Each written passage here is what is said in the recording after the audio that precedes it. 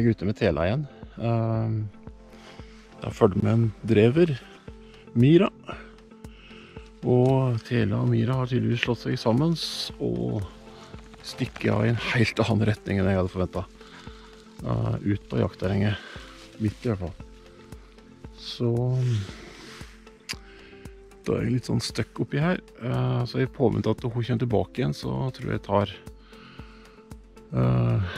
laster opp hagla med noe sekserhagl, og så ser det til noe jerpe. Dette er typisk jerpeterreng. Så vi håper at vi ikke er tilbake om ikke så alt for lenge. Ja, da var det tilbake igjen. Da får vi se om det er sånn som skjer.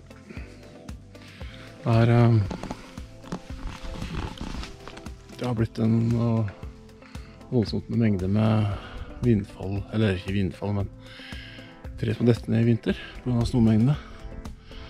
Så det er litt uframkommelig her. Den henger på en gammel driftsøy, og den driftsøyen har jeg ryddet sti på i, ja, hvert år egentlig, men nå er det litt voldsomt her. Jeg har ikke mye sag her i dag, for det er liksom ikke så aktuelt å fyre.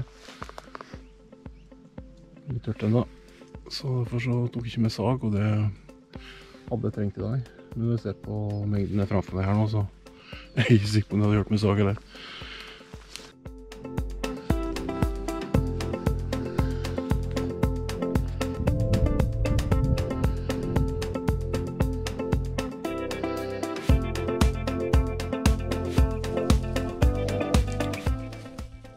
Jeg tenkte nå at jeg skulle si en par ord om valg av hagl til harejakt. Jeg gikk jo med sekserhagl i hagla opp lia her i tilfelle skulle flyge opp jerpe. Det gjorde det, men de fløy opp en 50-60 meter, tenker jeg. Kanskje kortere enn det, men i hvert fall så det er såpass sett at da så ikke jeg dem. Så jeg hadde ikke sjans. Men jeg vet jo aldri når du får sjansen. Men sekserhagl, det nytter ikke å bruke på hara. Det er jeg rimelig sikker på at det kan nok medføre mer skade enn glede.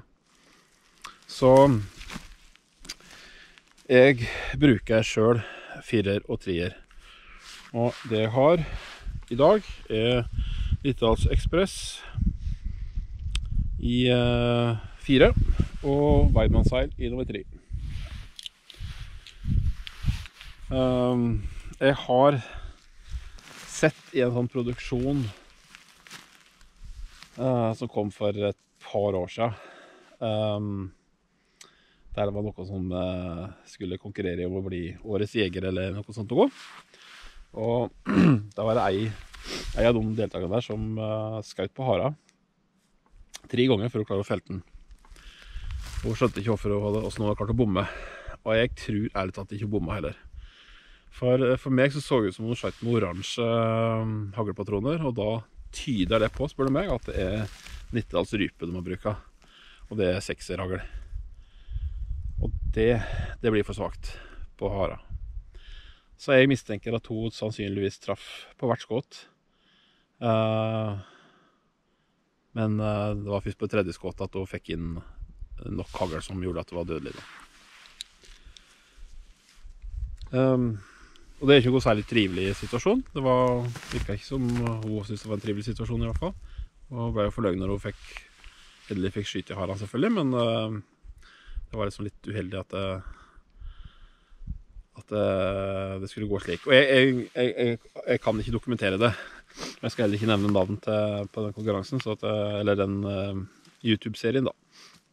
Men jeg mistenker at det var Littdals rype de bruker, og da er det hagl nummer 6 de bruker i så fall.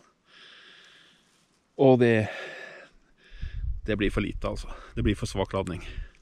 Den er fin på småfugl, og kanskje en gang å bruke det på årfugl, men over det så må du opp i størrelse.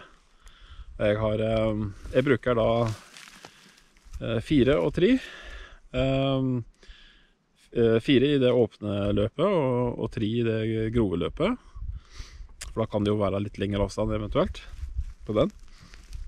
Og så sender jeg på i sesongen, når vinterpelsen er ute for fullt, så kan det hende jeg går opp til 2.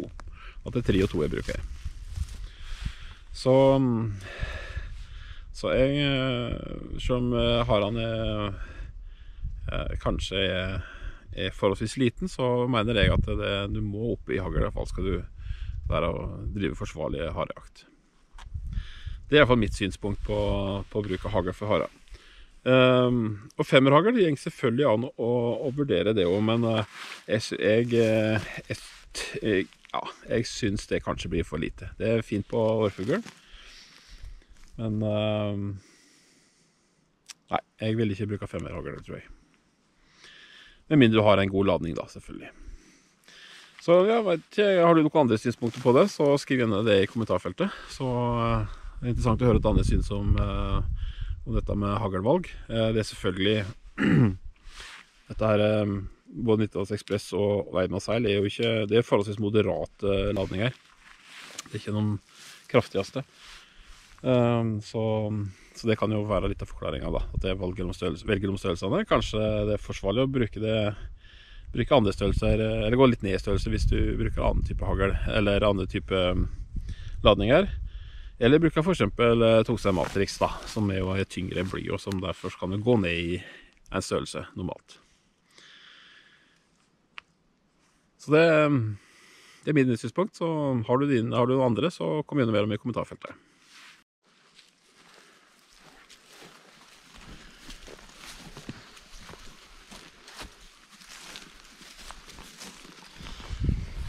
Ja, da har jeg tatt bikkja i vann.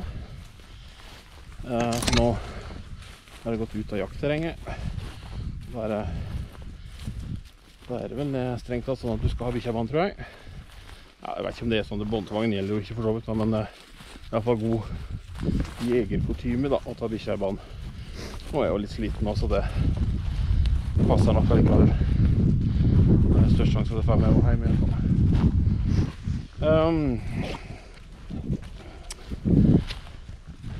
Da er jaktdagen over, klokka nærmer seg 4. Vi har hatt los i dag, så det er jo positivt. Hadde en ganske grei los, men så ble det tap, og så etter det så fant de igjen en gang, og det ble los i losen fortsatte, men så ble det tap igjen, og da etter det har hun bare leit og rota, og ikke finne noe ut av det. Og det er vel egentlig det som er den store svakheten på Tela, og at hun er ikke så god på tapsarbeidet.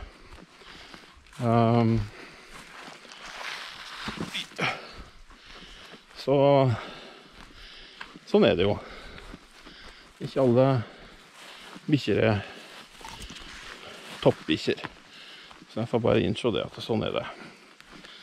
Hun var nok verre før, så var det en viss bedring er det muligens, men i alle fall så fant hun ikke ut av det da. Men jeg tror egentlig jeg har fått maks ut av det potensialet hun har i dag, så jeg kan ikke klage. Jeg vet jo at jeg har med å gjøre, så da får jeg bare godta det. Så det var den jaktdagen. Da blir det vel fort elgjakt neste, tenker jeg. Men får se.